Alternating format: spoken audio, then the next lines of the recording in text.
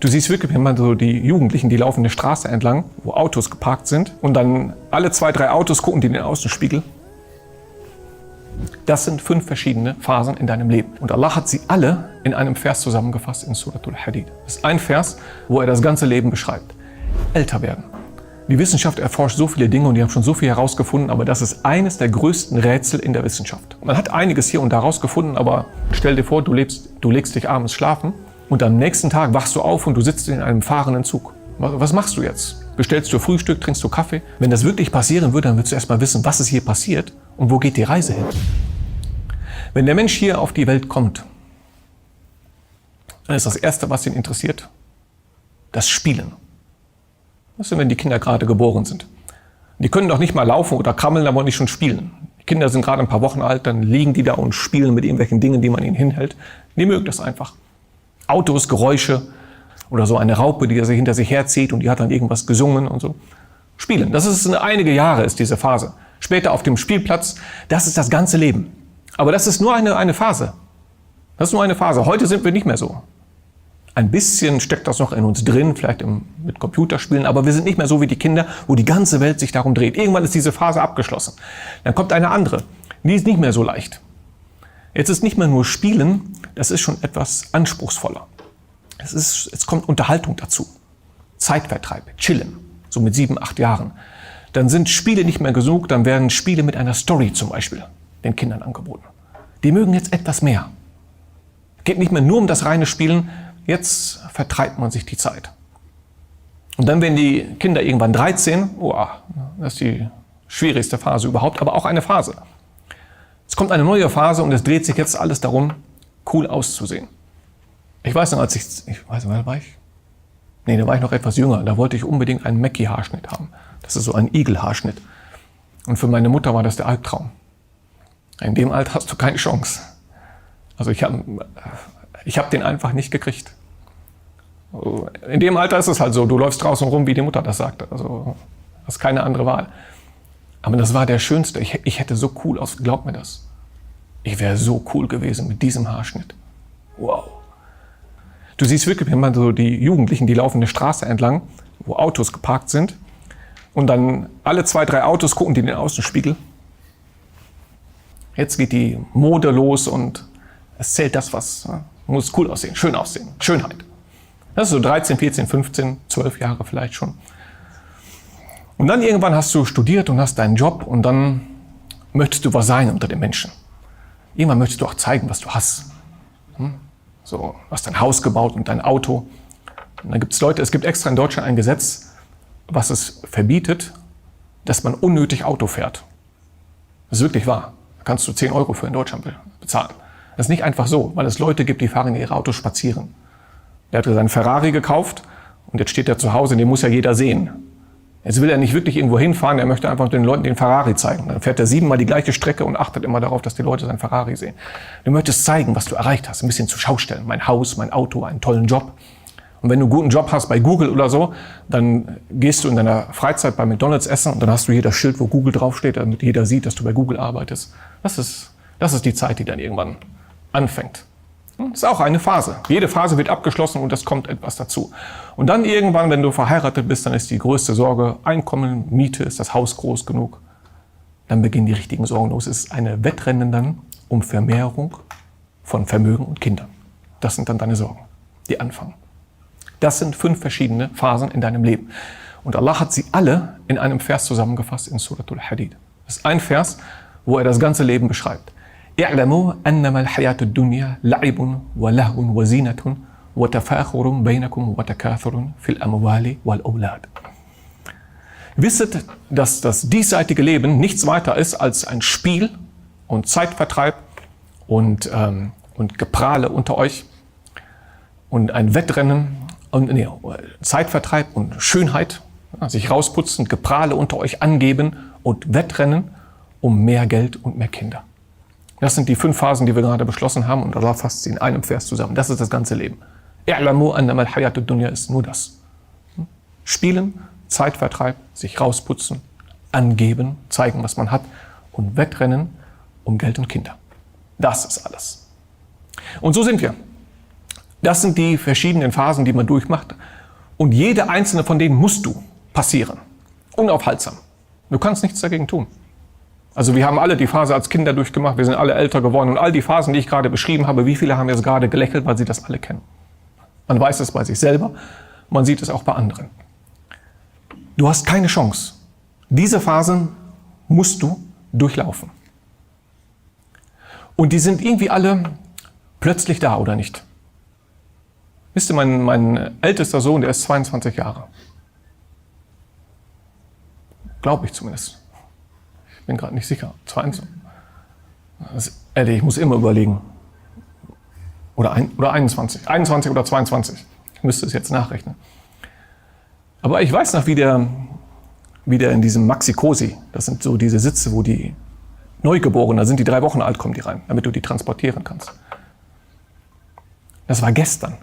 Das ist nicht 22 Jahre her, gestern war das. Das ist so schnell. Diese Phasen läuft man so schnell durch. Auch am eigenen Leib merkt man das. Jetzt bin ich 47 Jahre alt. Wisst ihr, wie schnell das gegangen ist? 47? Ich weiß das noch wie gestern, wo ich 13, 15 war, wo ich mit meiner Mutter um die Frisur gestritten habe und solche Dinge. Das ist alles gestern gewesen. Das kommt alles so unglaublich schnell.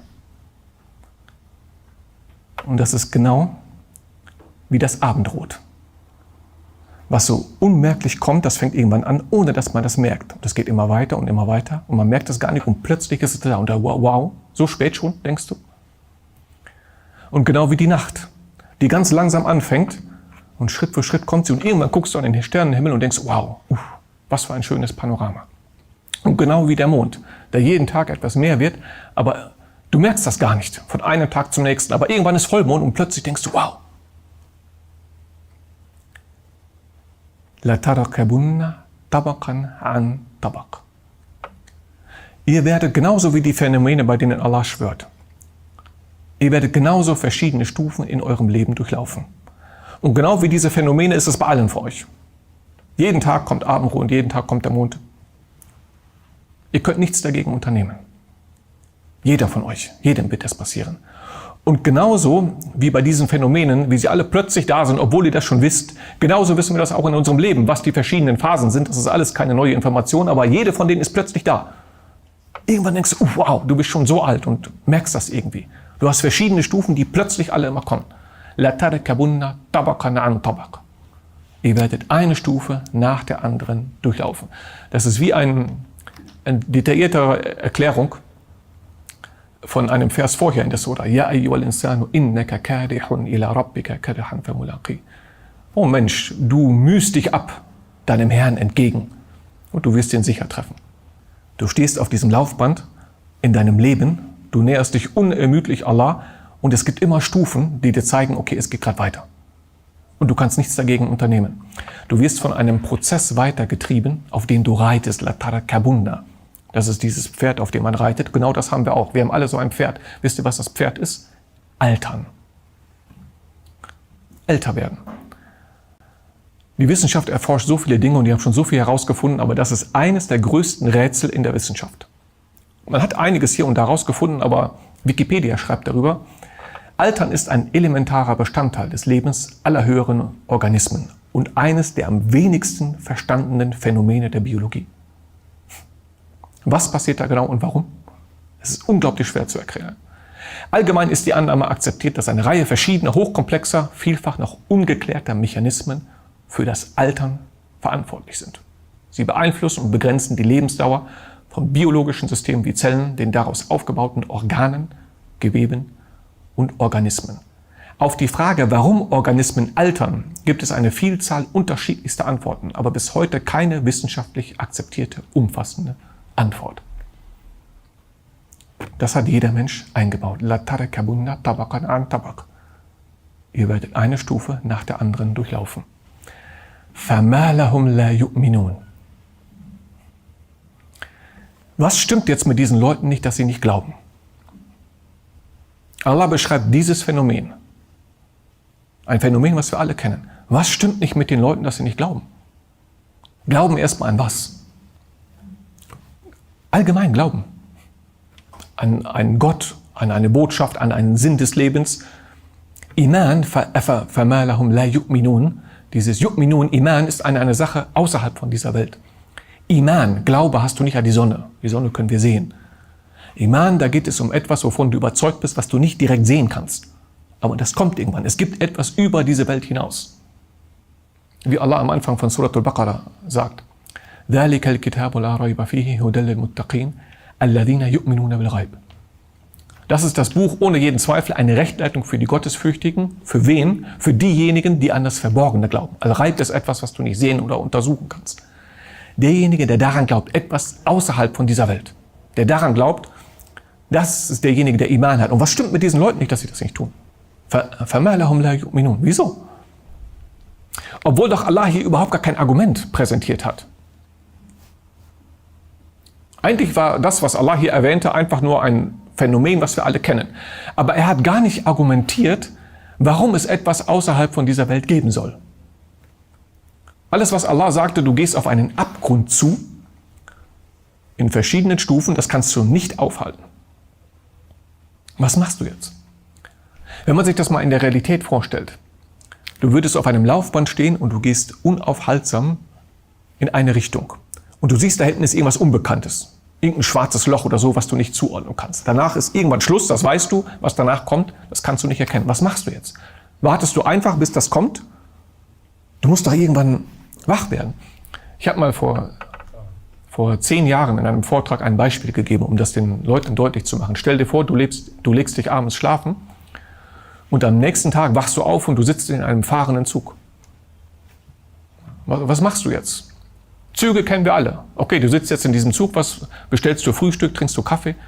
Wenn das wirklich passieren würde, dann würdest du erstmal wissen, was ist hier passiert und wo geht die Reise hin? Was ist hier passiert? Und jetzt stell dir vor, du sitzt in diesem Zug, du weißt gar nicht, wer dich da hingesetzt hat, du sitzt nur irgendwann in diesem Zug und dann kommt regelmäßig eine Durchsage. Noch 500 Kilometer bis zum Ziel. Noch 300 Kilometer bis zum Ziel. Noch 100 Kilometer bis zum Ziel. Du würdest fragen, wo fährt der Zug hin? Was für ein Ziel? Was passiert da überhaupt? Das ist لَتَرْكَبُنَّ طَبَقًا عَنْ طَبَقٍ. Ihr habt diese verschiedenen Stufen in eurem Leben. Und das ist ein Geschenk von Allah, dass er das eingebaut hat. Dass wir nicht einfach zur Welt kommen und wir sind immer gleich alt, sondern dass wir merken, dass wir älter werden. Wir merken das langsam und wir merken das, wenn wir diese verschiedenen Stufen durchlaufen. Ihr habt das vor Augen, dass ihr einem Ende entgegengeht. Ihr merkt das alle und es gibt immer wieder Stufen, die euch daran erinnern. Noch 500 Kilometer bis zum Ziel, vielleicht noch 20, 30 Jahre zu leben. Das ist das für unser Leben. Und jetzt glaubt ihr immer noch nicht? Jetzt stellt dir vor, du sitzt in einem solchen Zug. Das wäre wirklich passiert. Du bist aufgewacht in einem solchen Zug und du fragst dich die ganze Zeit, was ist das hier? Worum geht das? Was soll diese Geschichte mit dem Zug? Warum befinde ich mich hier? Wer hat mich da reingesetzt und wo fährt der Zug hin? Jetzt geht die Tür auf und irgendein Typ kommt rein und erzählt dir eine verrückte Geschichte. Ich bin von der Uni Berlin, wir machen ein Experiment, wir haben die Genehmigung dazu von der Regierung und vom Geheimdienst und das ist eine komische Geschichte. Und ich sage, hä? Aber wenn du in einer solchen Situation wärst, würdest du nicht mit ihm darüber diskutieren. Du würdest ihm vielleicht sagen, dass du das blöd findest, aber du würdest ihm das erst einmal glauben. Und warum würdest du ihm das glauben? Weil du in diesem Zug sitzt und die ganze Zeit darauf wartest, dass irgendeiner kommt und dir erklärt, was hier passiert. Deswegen glaubst du das. فَمَا لَهُمْ لَا يُؤْمِنُونَ. Ihr habt euer eigenes Leben vor Augen, was immer so in schönen Stufen durchläuft. Und ihr sucht nicht nach etwas, was euch erklärt, warum ihr in diesem Zug namens Leben seid und wo das hingeht. فَمَا لَهُمْ لَا يُؤْمِنُونَ. Was stimmt denn mit euch nicht? Ihr solltet die ganze Zeit hier sitzen und auf etwas warten, was euch rettet. Es gibt in Deutsch ein Sprichwort, Not schafft Betende. Wenn der Mensch in Not ist, in großer Not, dann betet er. Das ist irgendwie so hart kodiert in dem Menschen. Das macht er automatisch. Das machen sogar viele Menschen, die das ganze Leben erzählen, sie glauben nicht an Gott. Wisst ihr, ich weiß nicht, wer das mal sagte, aber irgendjemand sagte mal, um den Atheismus zu beseitigen, musst du die Menschen einfach nur in ein Flugzeug setzen und das Ding abstürzen lassen. Dann ist keiner mehr Atheist. Das ist nicht rational und ein Denkprozess. Das ist einfach nur, dass man merkt, wow, das Ganze geht einem Ende entgegen. Und der Mensch hat das schon in sich, dass er sich an Gott wendet. فَمَا لَهُمْ لَا يُؤْمِنُونَ. Und Allah erwähnt hier einfach nur diesen Hinweis. Hör mal zu. Du befindest dich gerade in einem abstürzenden Flugzeug. Du sitzt schon drin. Das ist dein Leben. Das stürzt nicht in 30 Sekunden ab. Das kann sein, dass das innerhalb von 70 Jahren abstürzt, aber das stürzt genauso ab. Und das kommt irgendwann. Dieser Absturz, der ist vorprogrammiert und das weißt du. Und es gibt immer wieder Stufen, die dich daran erinnern. Und jetzt glaubst du immer noch nicht?